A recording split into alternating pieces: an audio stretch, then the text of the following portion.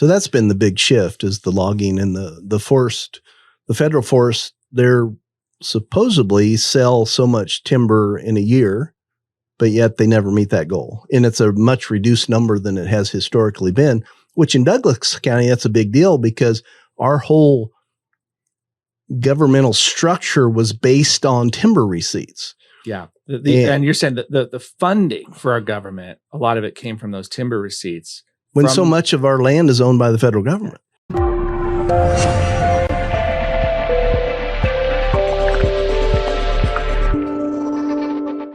All right, gang, it is officially that time. It is the best Tuesday you've had all week, and it's time for the True Wealth Radio Show. I am your host, Dave Littlejohn, and today in the wrong studio. But you guys don't know that because it's radio, right? But we're in the winging it studio, making it up as we go. But I did bring in, fortunately, a seasoned pro as a guest today. Thank you for joining me today, Mr. Barry Robinson. Thank you, David. And for those of you that don't know, Barry is one of the smartest guys I know. Do not try to sneak trivia past this guy. I'm just telling you. And he is. What's your formal title right now? General Manager of AmeriTitle. Okay, so that's the formal, because I just know him as my title guru, right? I will take that. Yeah, so all of the things that when it comes to, hey, I've got to figure out some kind of real estate transaction. Actually, I kind of go to you for most real estate transactions generically. So like if I've got a question about something in real estate, you're just a fantastic wealth of knowledge. Well, thank you. So I actually think it might be kind of interesting we may talk a little bit about that because I know you get to see a lot in real estate. So I have a few questions that I don't even know if you're allowed to answer these, so you could tell me if you're not. How's the transaction volume these days? The transaction volume has decreased. Okay. So just from July to August, it's down about 6%. Okay. Over year, it's probably down about 16% from last year. Okay. So, and of course I think that's your internal numbers at AmeriTitle, right? So, versus, or is that that'd be Douglas County, right? Okay, so yeah, Douglas industry, County. I'm not sure, but as far as Douglas County. Yeah. And, you've been doing this for a long time. Does Douglas County track pretty close? Or are we really needing to be like a lot of things in real estate? It's going to be regional and location specific. Yeah, real estate is always local. But what's unique about Douglas County is we don't have a lot of inventory. So that's our challenge right now. A lot of people think it's interest rates because they're a lot higher. Right. They're double what they were a year ago, roughly. Mm-hmm. But it's really that we don't have that 3-bedroom, 2-bath house available for sale. We hadn't had the build up in construction. We have a lot of people that don't want to list their property for sale because they don't know where they're going to move to. Sure. And they also don't want to sell their house because of interest rates because they might have a 2.5% or 3% loan right now. They sell their house, they buy a new one at 7%. Doesn't make sense. Yeah. We've talked about that normally I've got Matthew in here, or often I should say. We have guests all the time, sometimes with Matthew, right? Right. He's on vacation right now. So I think it might be a staycation, workcation, but you know what? He's young. And so if he's got the energy for that, God love him.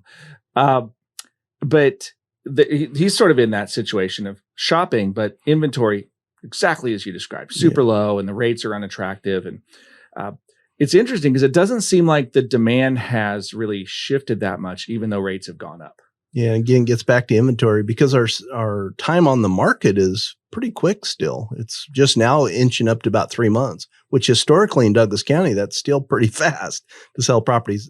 And we have, like I said, if you have that 3-bedroom, 2-bath home in Hillcrest or somewhere, you're going to get multiple offers quickly. And pricing, which usually when the market slows down, pricing decreases quite a bit. And we've not seen that in Douglas County. Pricing is staying pretty steady. It's down slightly, but it's pretty stable, which again is unique in this market because when you have supply demand issues, well, in our case, we have demand, not enough supply, but at the same time, we have supply, not enough demand, if that makes any sense with the interest rates. Therefore, pricing is staying about what it's been for the last few years. Yeah, that is. Well, yeah, I'm going to try to summarize it this way. I always use interest rates as a code for the cost of capital, right? What's it cost somebody to access money, right? And if interest rates are higher, the cost of capital is higher. So it just means that you're going to spend more to borrow money. That means that you have less available potentially to buy something with. So that should be a reduction in demand. But we've had this simultaneous low supply that seems to have kept the price pretty stable. Am I unpacking that about right? You're exactly right. Yeah. And this really does get back to the core of, I really think at the fundamental level for pretty much all financial discussions. We can talk about the regulatory environment. We can talk about economic conditions. We can talk about demographics. I mean, all those things are interesting and relevant, but to what? And it's price discovery, which ultimately boils down to supply and demand. Right. And most people buy a house based on what they can afford as far as monthly payment. Mm-hmm. With higher interest rate, you have a higher monthly payment. Even though over the course of time, real estate has utility, meaning you get to live in it. Does it really matter in some sense what you pay for it today? Because at some point in time, it's going to be more than it is now. And you get to live in it while that more is happening, that increase. It doesn't mean every year markets go up and down, but over the course of time, real estate always gets higher. And it will, right? I mean, people sit there and go, well, okay, it's true. You could destroy a piece of property, right? You could not maintain it and it could functionally decline in value because you've not maintained it. But it goes up because from an inflationary perspective, the US government and the banking system has designed inflation into the system. There is a target rate of inflation that they're intending to have happen. And probably not well understood, I would guess, for a lot of folks. But one of the core things that drives that long-term inflation, it's not just economic growth and it's not the manipulation of money supply. It is stable population and population increase, right? So you can build that in because if you have a population increase and you're increasing the amount of currency, you're sort of offsetting a little bit because you got more people competing for the currency. It gets a lot more concerning if you have a decreasing population because you have demand destruction through demographics while simultaneously watering down the currency. Right. And that's another benefit of Douglas County. We have such a beautiful place to live, a desirable place to live that people are now discovering that we have people moving in, which also puts pressure on that supply side. Yeah. Because people are buying in. And a lot of people coming in have cash. So interest rates don't really affect them in a sense. In a sense, true. And plus, still, we're somewhat of an undiscovered market. I think, I don't know if this is still true, but at one point somebody said that Douglas County was the most affordable real estate on Interstate 5 between San Francisco and Seattle. And that was probably true at one point. I think we're inching up. I think that discrepancy but it historically has been true because we sit in the middle. We're on I-5. We're one of the undiscovered places on I-5. Right. And we have, again, just the most beautiful place, especially this time of year or springtime. Where would you rather live? I would not rather live anywhere. Yeah, it's true. We're in convertible season, right? So if you have a car that you could take the top off on, we're in that season now. It's just right. It's not too hot, not too cold. It's just amazing. And I love this time of year, these transition seasons. Of course, I'm lucky. I don't really suffer from allergies anymore. Kind of outgrew those, which is a good deal. But for those of you out there that either hate the spring or the fall because there's always some kind of something in the air that gets you. All right, I hear you. But it's beautiful right now. Although you could tell I'm starting to wake up before the sun. It's been, for a little while now, for a few weeks, I've been waking up before the sun and I'm thinking, that's less cool. Get out in the morning, get a little exercise, get the body moving and watch the sunrise instead of being there early with thinking, this is going to get worse, right? Right. So, well, I want to touch on a point that you brought up. It's one that maybe doesn't get discussed a ton, but I'm really curious, just your take on it and where we think how it may continue to impact our markets here. So we've talked a lot about supply already. There's this real shortage of inventory in Douglas County. What are some of the things that you think are contributing to that shortage? Well, that's a great question because we talked just a minute ago about you take regulation out and all the government, money supply things, but the government does have a huge impact why we don't have as much housing. We got land use laws that restrict us from building. We have so much regulation to build a house that the percentage of the cost of a house is really high for the fees and all of the things that go with the regulation, which makes the pricing higher. Sure. Therefore makes it less affordable. Therefore it makes it harder to buy. And I was talking to a builder about a month ago, and they said because of the government regulation that many times their goal is to build a house that's 80% of the median income of a community. Okay. Therefore, 80% of the people, if you're, let's say, I follow on average, 50,000 medium income, 80% of that would be 40, right? So if you could afford a monthly payment of X with that income, they could build a house. They used to be able to build a house for that amount. Now they can't. Only about 10% of the communities that they build in Oregon can they meet that target.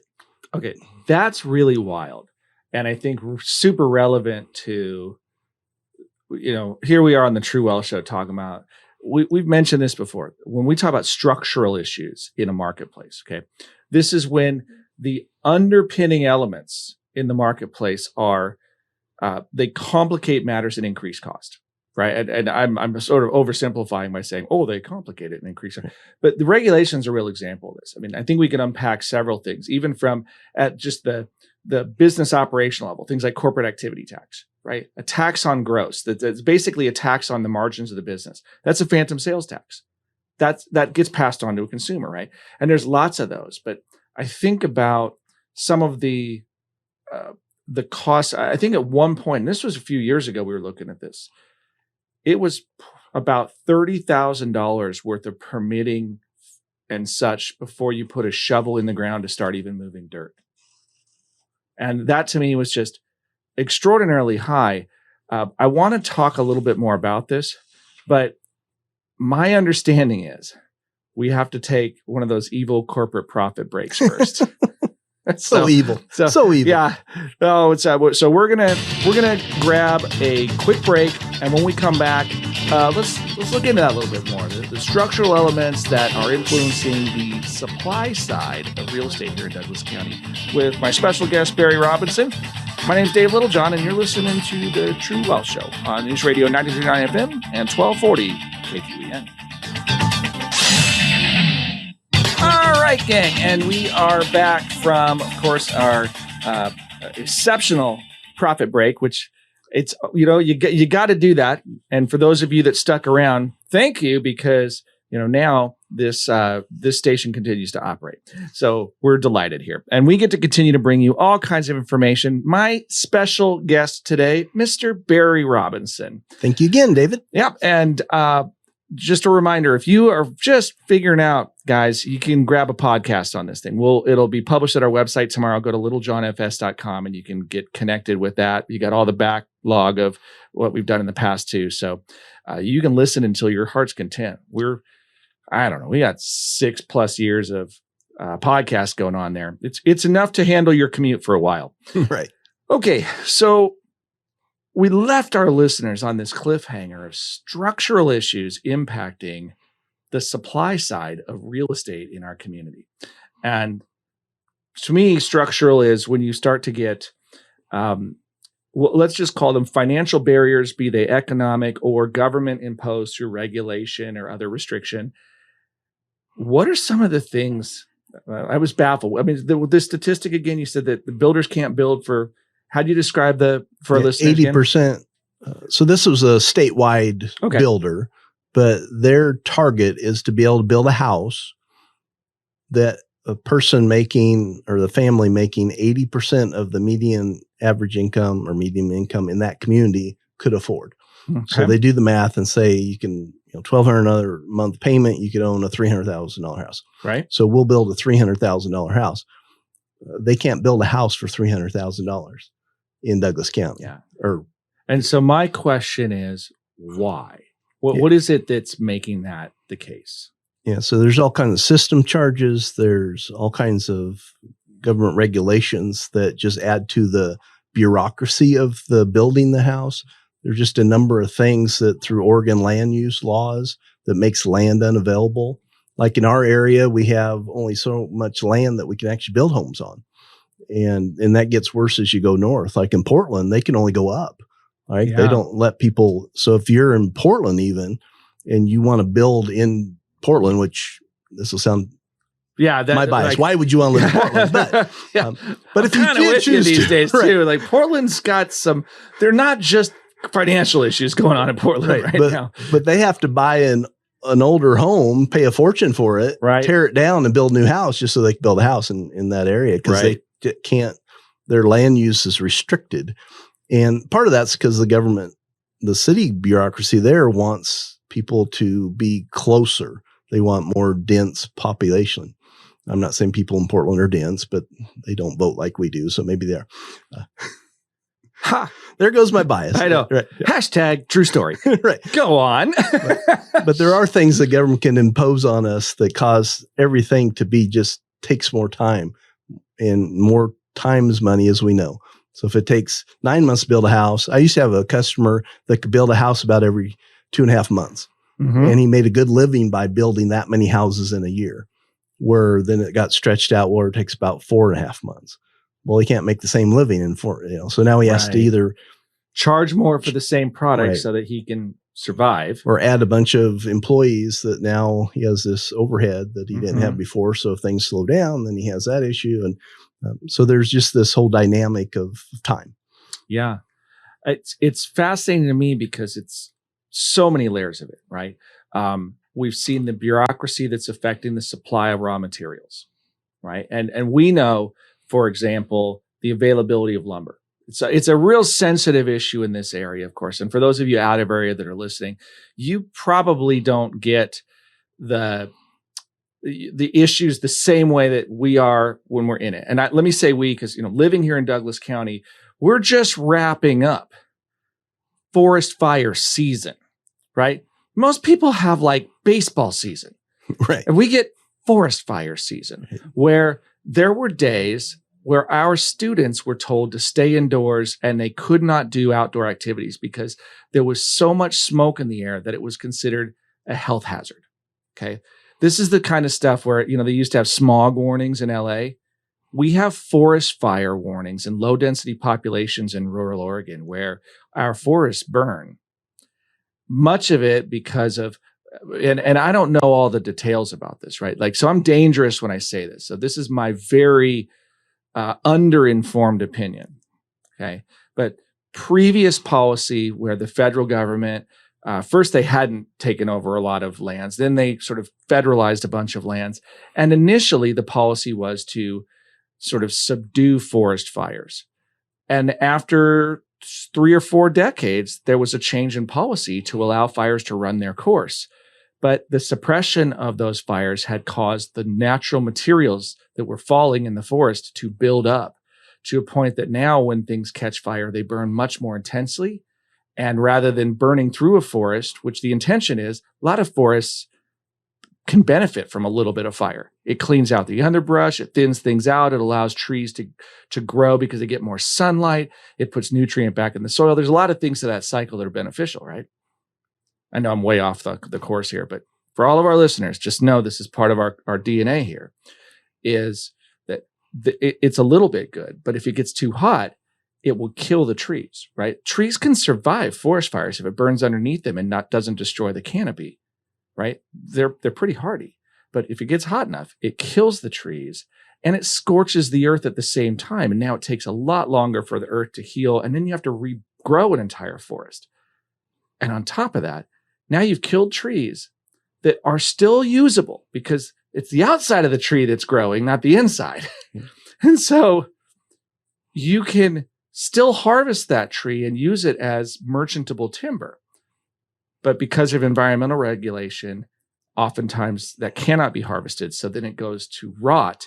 And what does it do? It becomes more material that burns again, right, and further pushes out how long that forest takes to heal. Yeah, and that's a big challenge. Like we have some great local companies like Roseburg Forest Products, Lone Rock Timbers, Swanson, Seneca. You throw all those private owners in there. When there's a fire, they get right in there. They start harvesting. They get those logs on the market, and then they start replanting. Right. Unfortunately, the private ownership in Douglas County of timber is very small. Yeah. Although it's hundreds of thousands of millions of acres, it's a lot of acreage, but it's a percentage of the total. Exactly. But when a fire happens on federal land, they don't allow them to go in and harvest right after, and they don't get those logs on the market. So now you just have rotting value. If you look at Douglas County, most of our value is in our trees. And you have all this rotting value, and all it does is adds more fuel to the next fire that comes through the same area again. And so it perpetuates this problem where, again, our private landowners, they get in there, they harvest, they replant. We're, now 25, 30, 40 years from now, we have more trees. But under the federal stuff, like I said, the environmental challenges and the environmental impact of lawsuits and all that kind of stuff, it keeps us from harvesting, which seems like the most common sense thing to do.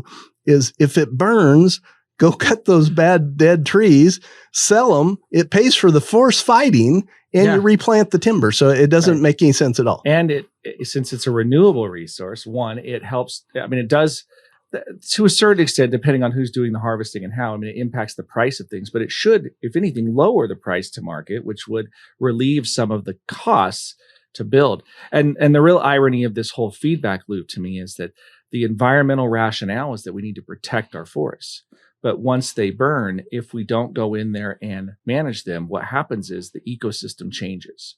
Right. And this is a very real thing. If you don't believe me, go look up the ecosystem shifts from being a coniferous forest to a deciduous forest. And that's a different ecosystem. Right. And if you look at our local companies, again, we have phenomenal families that own these companies. They care generationally about the timber. Yeah, absolutely. And they hire foresters. There is no better environmentalist than a forester. Right. And so groups that come in and say, oh, just lock up your trees, they're not doing us any favors. They're not benefiting the forest because the forest needs to regenerate. And fires are natural sometimes. And it happens. Like you said, there are some benefits to it. Why do we waste all that timber that can be used to employ people, to build homes, do all those things, just to watch it burn again? And then once it burns 2 or 3 times, then like you talked about, the scorched earth, nothing will grow there anymore. So you have no value at all, even in the land. And it ruins the habitat too. So it affects the animal life. The whole ecosystem gets impacted by it. So I realize we just went off like really on a left turn here. But I do think it's very relevant in the scheme of it all goes back to like these are policies that then influence the supply side of materials that go into housing. Because what's the number one thing in housing? The wood products, right? I mean, that's what we build our houses out of around here. So wood products. And, we're making them harder to access and cost more, and it doesn't really make intuitive sense to me. Right. Plus, when you're not harvesting, you're not maintaining roads. You don't have as many crews out there. The best defense for fires is building logging roads. Yeah, getting access, out there, be able to get in there so people can access. Even if you were just going to let something burn, you could still put a fire line up. Because I think a lot of people, especially if you're like on the East Coast or something and you're unfamiliar and you're listening to this and you're going, what are they talking about? A logging road is access so that people can get in there to put in place fire lines. That's where they intentionally cut trees down and build up a gap between the forests so that the fire can burn out and not leap over to the forest and continue, right? So it's a break in the forest that you can physically create. You're not out there using hoses to fight these fires usually. They're using axes and bulldozers to cut down trees to arrest how far the fire makes it. So, but yeah, if you can't get into the forest, you really can't do much. Right. So that's been the big shift is the logging and the forest, the federal forest. They're supposedly sell so much timber in a year, but yet they never meet that goal. And it's a much reduced number than it has historically been, which in Douglas County, that's a big deal because our whole governmental structure was based on timber receipts. Yeah. And you're saying that the funding for our government, a lot of it came from those timber receipts. When so much of our land is owned by the federal government. Yeah. Let's just real quickly, the basic idea, and I'm oversimplifying here again, but if you've heard of the concept of eminent domain, right? So that's like you have a piece of property and they need to build a freeway. Then the government comes in and says, you may privately own it, but we're going to take it for a freeway. But we're going to pay you fair market value for it so that at least you're not completely getting hosed on the deal. And the people that are losing the property are going to probably think they're getting hosed anyway. But that's what the intention of eminent domain was. It's kind of what it was like when the federal government federalized forests in Douglas County. And the agreement was, we will give you a safety net of revenue to replace what we have confiscated in this federal land grab, if you will. And later on, they reneged on it. And there's been battles ever since for the funding mechanism for our county. Now, I'm the first person to say we probably should figure out a different funding mechanism, like as best we can. Like, how could we drive other economic activity that would encourage that? But I'm also the first to say, wait a second, we got hosed on this deal. And the government shouldn't, because we are a smaller voting bloc, steamroll us. They should do the right thing, which is you took the land, you need to compensate appropriately for it. And it was an ongoing structure. Right. Another thing, too, is we grow the greatest trees in the entire world. True. The Douglas fir is a great building tree, and we have an abundance of it. Let us use it for what we can. And Douglas firs at some point fall down and die.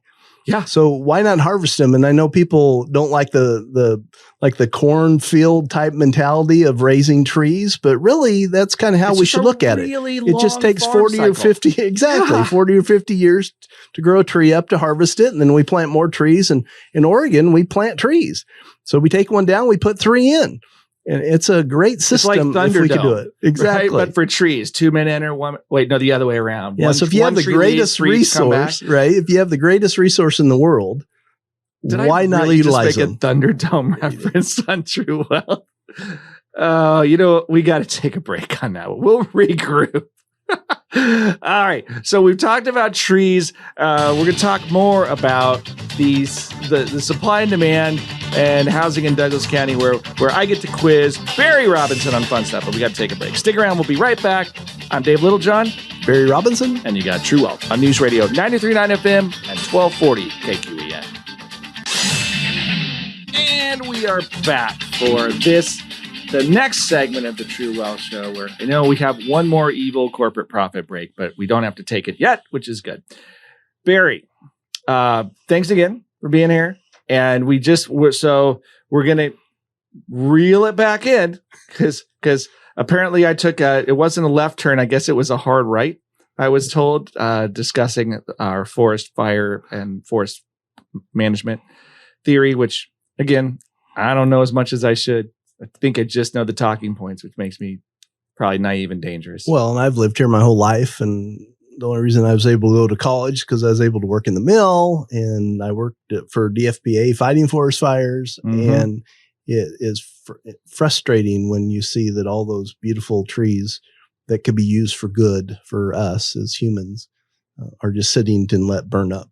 Yeah. Well, what broke my heart was the glide fires, where there were a bunch of waterfalls that were close to the Highway 138, which was at one point practically on the Federal Scenic Byway tour. I think it was one step shy of being a federal landmark for being a beautiful highway.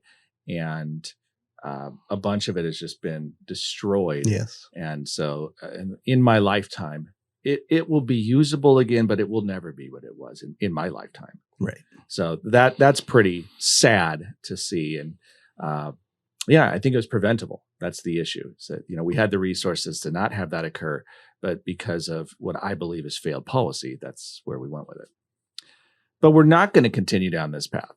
No, we are not.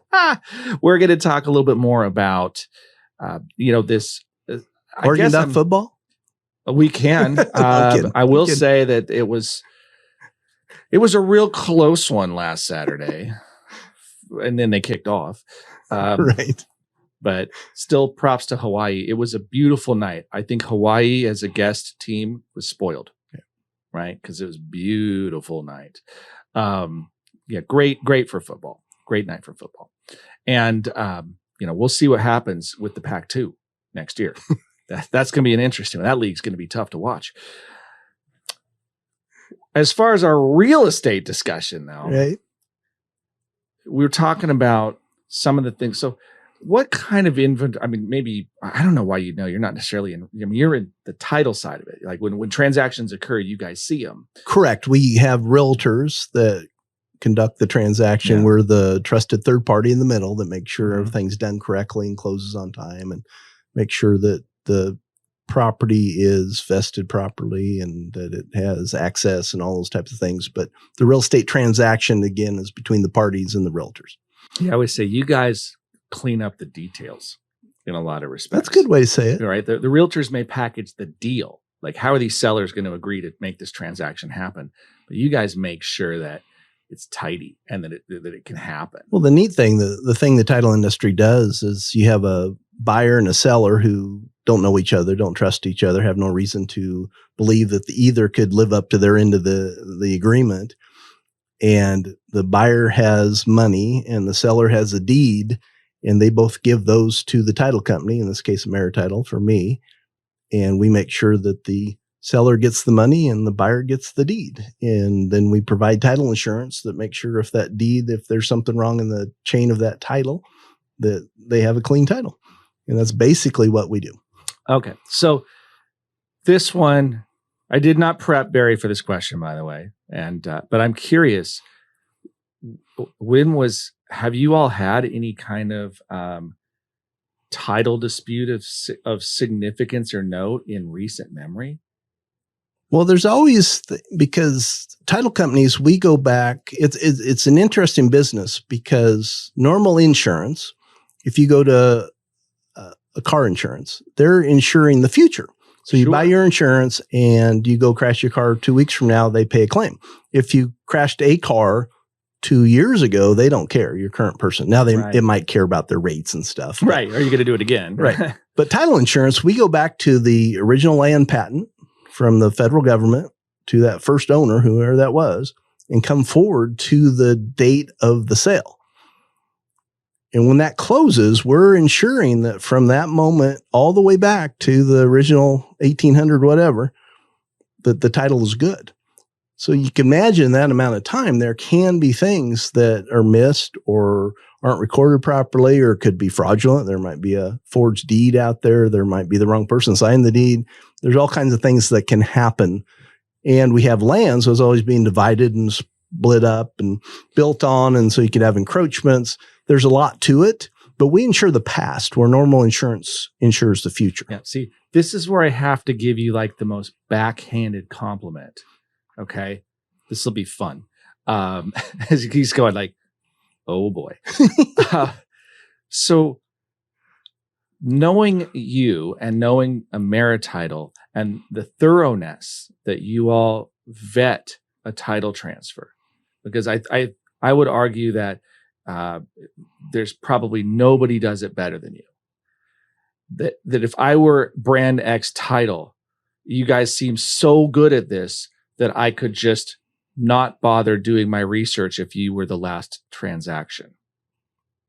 I feel good about the compliment. I'm not going to say we're perfect or infallible, but what we do try to do is fix problems quickly. We actually have our president, she was famous for this. She said, fix it big and fix it fast. So if something's wrong, we try to fix it because we truly believe in the integrity of the public record, which means all the documents in the public record, which you can imagine is tens, hundreds of thousands of documents, that we want those to be accurate. So we try to fix things before the problem happens. Sure. And we have dedicated people right here in Douglas County. We're the only title company that does all our work right here in Douglas County. And I think that gives us a little bit better feel for the marketplace because we know of common issues or something on a property. Maybe that subdivision years ago had some access issue. We're probably aware of it. We also go out if one of the big things in title world is encroachment, where someone built something on your property. They may not have realized at the time, but now you're selling your property and you have this issue, or they're selling their property and they have an issue. And we actually still go out and look to see if that fence line there is, that building's there, if it's encroaching, and then we deal with it at that point. So we're one of the few companies that actually still does that. That's actually really comforting to hear, right?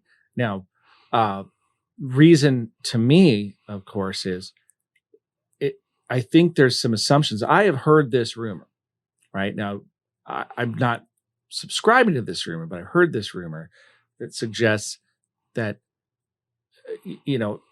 the last title company has already cleared all of this stuff. And, we can look at it was only 3 years ago. What are we spending money on title insurance for right now? If it's already been cleared and the chain of custody is clear and that we're passing the baton to the next owner, why is this a requirement and the costs associated and so forth? Right. I mean, I hear this, right. And of course, my very simple response, which I'd love to hear more from you, is, well, do you want to own that liability?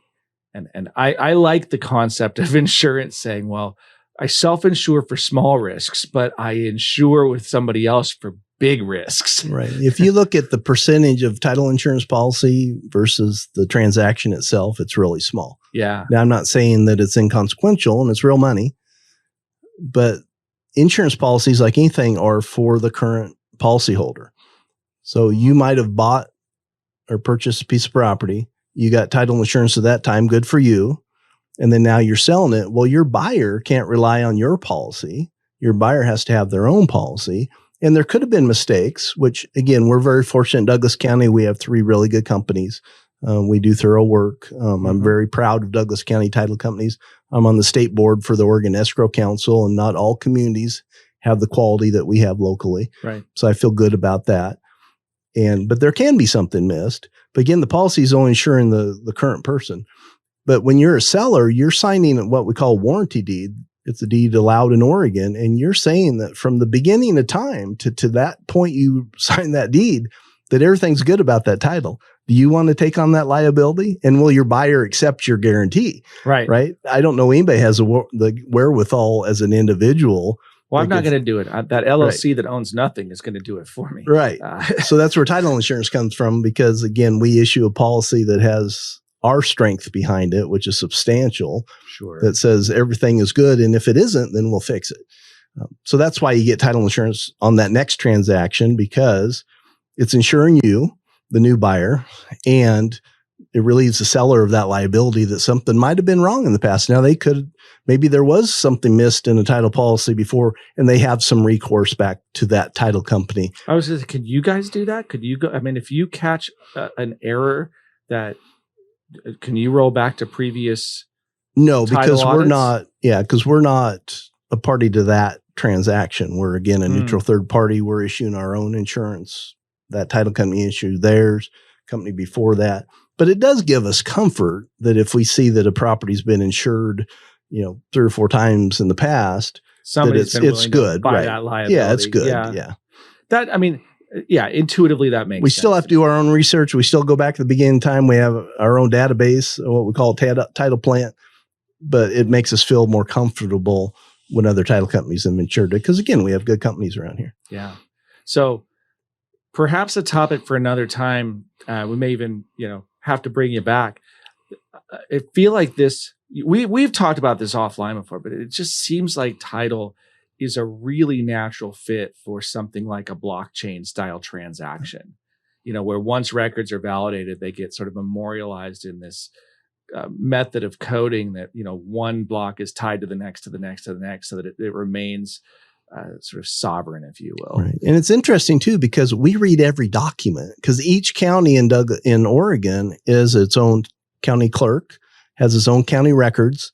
Each company has their own title plant, and we read every document that associates with that property. And when I hear that, it sounds affordable, what you guys do. Right. It's just the hours involved to go through all of that, like hot dog. So, I said that because I don't know what else to say for something that's that outlandish. I would not want to read through all those legal documents personally. We did a transaction once that had over 10,000 documents that we had to review. Just imagine that. The danger of having your mind go numb, very high. Yes. 10,000 occupancy. But we probably just bored the entire audience. So we got to get back to trees or something. Okay. Well, we'll get back to, maybe we'll do this is, if you're in Douglas County and you're looking for a home, where might be the things that or what are some of the things that you could do that might help you? Okay. So we'll cover that and some other quality ideas right after this important break. Till then, I'm Dave Littlejohn. Barry Robinson. And you're listening to True Wealth on News Radio 92.9 FM and 1240 KQEN. And we are back for this, the home stretch of the True Wealth Show. I'm your host, Dave Littlejohn. Joining me in studio today, Barry Robinson. And Barry, we've covered some ground, right? And I want to get back to just the housing's tricky in Douglas County, right? What are some options? I mean, if folks are out there and they're trying to figure this out, okay, what are some of the things? I mean, you just brought this really interesting stat at the break, like how many houses are for sale by owner?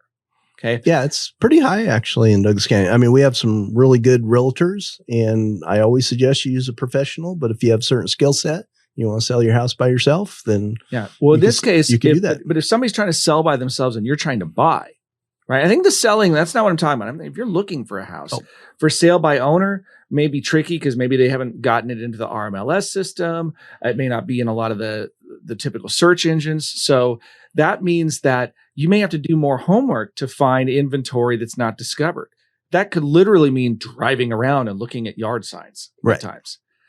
So this is also why I like realtors, because the realtors I know that are good at their craft, they literally do that, right? They'll just they'll canvas neighborhoods. And here's another thing, kind of a shout out for realtors is pocket listings. Okay. So Barry, do you guys ever talk about pocket listings? I've had several clients say that they knew a realtor and they said, "Oh, I know about this house," and it wasn't on the market and they got it. Yeah. And that's exactly what a pocket listing is the realtor knows that somebody is thinking about selling. And what'll happen is you're speaking to them and they go, "Oh, you know what? Let me go inquire to these people." And it may be just the right timing in their life. They don't really want to deal with a lot of time on the market. And you're just matched up really quickly and the transaction happens really fast. So I think there is something to be said for having a relationship with quality professional for those reasons. Another thing we were talking about on break too is the amount of private money, owner carry type transactions in Douglas County. There's a lot of that. We at AmeriTitle, we're the only company that collects payments for people in Douglas County. We call it account servicing. Some people call it collection escrow, whatever the term is. But the seller sold, instead of you going to the bank and getting money to buy it, and instead of giving them cash and they just put it in the bank and get low interest rate, they want the payments. And so we're the company that collects those. But we serve over 12,000 people monthly at my AmeriTitle office here in Roseburg. That's payments. Pretty huge. It's also pretty important to think about, because consider if you something called an installment sale. Okay. This is something that it's a tax scenario where maybe you don't want to sell your house all at once and pay the capital gain, especially for rental properties. Rental properties installment sales are more popular because primary residence, you get a big capital gains exemption, but rental properties, you often don't. And so if you sell it and incur all of the taxes at the transaction, then what do you end up with? You end up with the tax bill all at once. Installment sale, which is essentially what you're kind of talking about, is the owner is the bank, but you're not selling it in one transaction and collecting interest. You're actually collecting fractional payments and then incurring the tax as you go. So you're sort of co-ownership as you transition out of the equity. And don't just go do this blindly on your own, right? You're going to want to talk with a tax professional. You're going to want legal paperwork in place. And you're likely to want somebody like Barry helping you manage this process so that it happens cleanly and legally and that the IRS blesses it. Right. Again, in Douglas County, why we have some owner carry type properties, especially as interest rates, we've seen a lot more activity as interest rate rise, because the seller is saying, "Well, I'm happy with 5 or 6% on my house. You make me monthly payments for some of the benefits you just talked about," or they just think it's a better risk than trying to invest it in something, or they don't have to think about it as much. In the buyer, there's all kinds of advantages because they don't have a lot of the bank fees or appraisal fees and those type of things that add to the cost.